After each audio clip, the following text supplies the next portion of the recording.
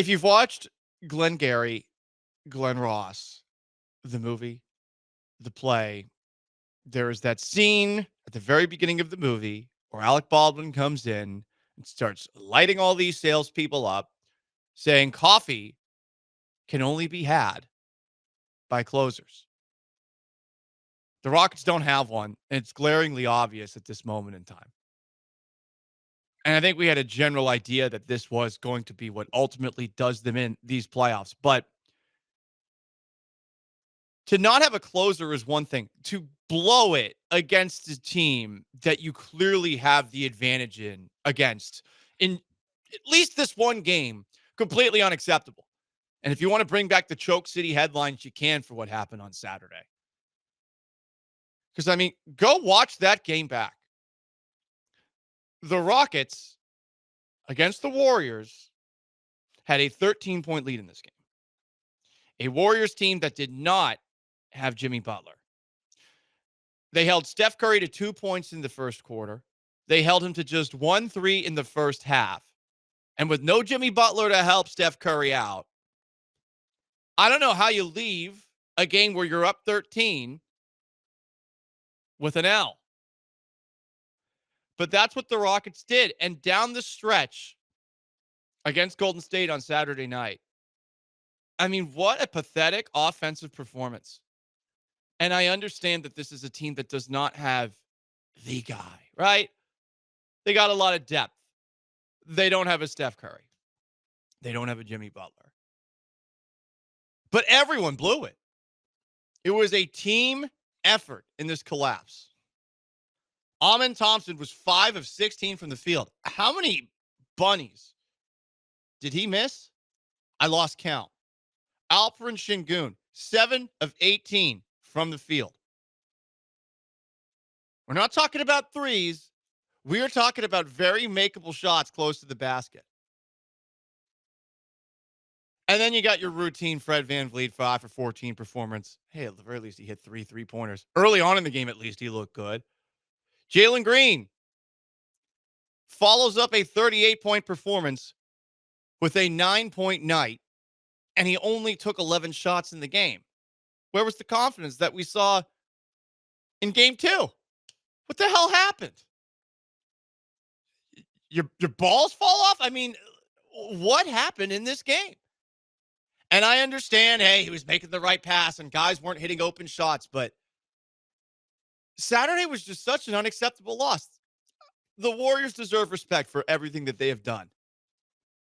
But this is not the Warriors team of old. And, okay, Steph Curry's going to get 38, 36, whatever the hell he got, right? But you're losing a game not just because of what Steph did. Steph was going to get his. You lost because Buddy Hield and Gary Payton came off the bench, and they did more than any of your best players could. on a championship level team, do Payton even get minutes? And okay, yeah, you're going to let them take shots. You're going to collapse on Steph. You're going to force him to throw the ball to anybody but himself.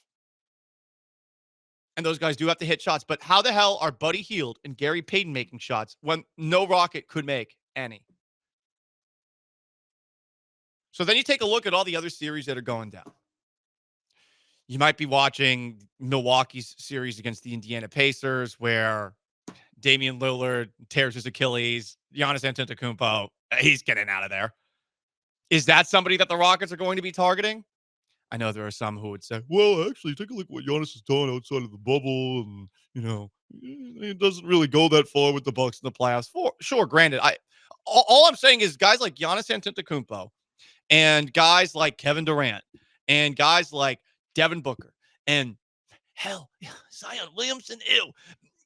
These are the people that we are now looking at because once again, Jalen Green went back to being the bad version of Jalen Green in terms of not being decisive, not attacking, not being confident. And you got a team around Jalen Green and Amen Thompson and Alperen Şengün that can't hit open shots. So now, I mean, we all know how this thing's going to end. And now the real question is, how far away is the end? Are we talking about 2 more games? Is this thing going to be done in 5? Because that's ultimately what I'm looking at right now. I feel like we have enough of a sample size. You have game 2 where the Warriors lose Jimmy Butler and they're operating basically as if they've just been decapitated for the entirety of the game. But the Rockets, I mean, did they really pull away in that one? And I know they won it by 15, but it felt like they could have been winning that by 30, by 40. They never were. And then game 1, game 3, it's just gross on offense. And it's early. And, if you want to pat them on the head and say, oh, it's been such a fun year, they're the 2 seed, fine. But I don't want to do that. Yeah, outmanned Golden State on Saturday in terms of what you had available, and you lost. Unacceptable. You got Ime Udoka chirping with Steph Curry. How did that go? How did that age? And then after the game, this is honestly what annoyed me the most. Jalen Green's asked about a little back and forth that he had with Draymond Green towards the very end. And we all know that Draymond Green likes to talk. But when you lose a game by 11 points where your entire offense looked like ass down the stretch, if you're Jalen Green, can you actually say this? Here's Jalen Green after the game when asked about that back and forth with Draymond. Steph had a good game. The reason they won.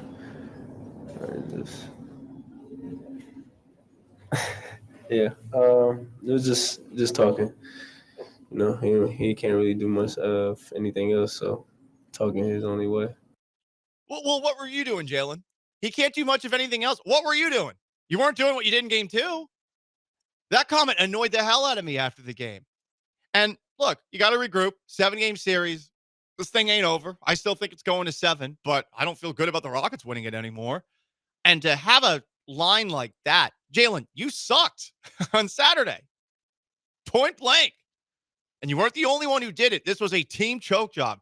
Dillon Brooks getting all those fouls. Fouls out with 4 minutes to go. Alperen Şengün can't make buckets right underneath the basket. Amin Thompson can't make buckets right underneath the basket. Fred VanVleet, at least he wasn't 1 for 14 over the course of the game, but he's not hitting shots.